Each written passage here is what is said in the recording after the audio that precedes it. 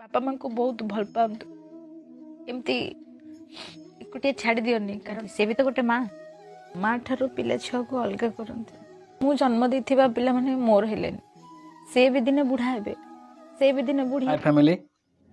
Please life story history channel को जा visit करंतु आपण बिलीव करेंगे जे से केते वृद्धाश्रम माने लोकों को आउ केते गरीब लोक साहाय्य करछन कि आपण केही से चैनल को देखुना केही से चैनल को सब्सक्राइब करना प्लीज से वीडियो को देखंतु से केते लोक साहाय्य करछन रिसेंटली एबे जन दीदी सौभाग्य ना के मो ना भल से जान नाही से दीदी जने आमर हाथ बढ़े साहाय्य करने प्लीज चैनल सपोर्ट करूँ मुझे आईडी मेंशन करदेमी और लाइफ स्टोरी हिस्ट्री चैनल को विजिट करूँ आप देखिए केते गरीब लोक से असहाय साहाय्य कर ये दीदी कौन कहते प्लीज कथा शुणुचु आ भिडियो बहुत मात्रा शेयर करूँ बापा माँ को बहुत भल पातु एमती एकुटिया छाड़ी दियोनी कारण आम ये छोट ही तो आम छोट छुआ को पालिके भी बड़ कर जापर छोट छुआ रु बड़ हवा पर्यंत सी आम दुख कष्ट अली अझट सब सहती किंतु सी जो बुढ़ा जाती सी जो अली करती अझट करती आम से सही पारनु नहीं कि आम भली अनेक लोक अच्छा नहीं कि वृद्धाश्रम छाड़ी दौरान से भल नुह तांकर सी सीना किसी कही पारना किंतु अंतरात्मा कांदुची मो पुओ मो सहित एमती कला मो बोहू मो सहित एमती कला सी जहाँ को पाली पोषी बड़ करते 20 वर्ष 25 वर्ष कले 25 वर्ष पर गोटे बोहू आसो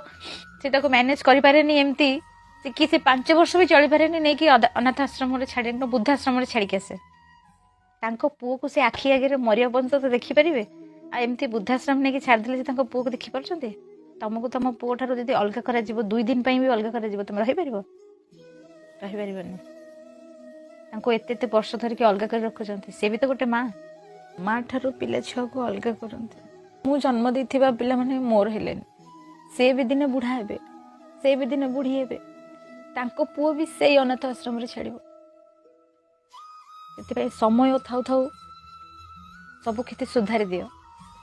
तमें जेमिति करिवो तम पई भी सेमती लिखा हबो फ्रेंड्स जदि वीडियोटी भल लगे आपण माने प्लीज बापा माँ को सपोर्ट करंतु देखंतु से लेडीज न कौन कहले सी मैरेज करी तथापि से देखो हाथ बढ़े साहाଯ୍य करने तेना आपण मैंने कहीं से वीडियो को देखुना कहीं से चैनल सब्सक्राइब करना भाइराल किसी वीडियो इंस्टाग्राम केते सुनो से भल भल वीडियो छाड़ुन कि वीडियो किए देखुना आउ कौन वीडियो छाड़ा समस्त भाइराल हो वीडियो भाइराल हो प्लीज मुझे एट अनुरोध कर दीदी आईडी वीडियो मेंशन करदेवी सपोर्ट करूँ लाइफ टू हिट चैनल जो आप जो से सक्षम फाउंडेशन जने से साहाଯ୍य कर चैनल को विजिट करूँ प्लीज सब वीडियो को शेयर बहुत मात्रा शेयर करूँ आ बापा माँ को कभी वृद्धाश्रम छाड़ू ये मो पाखे कथा।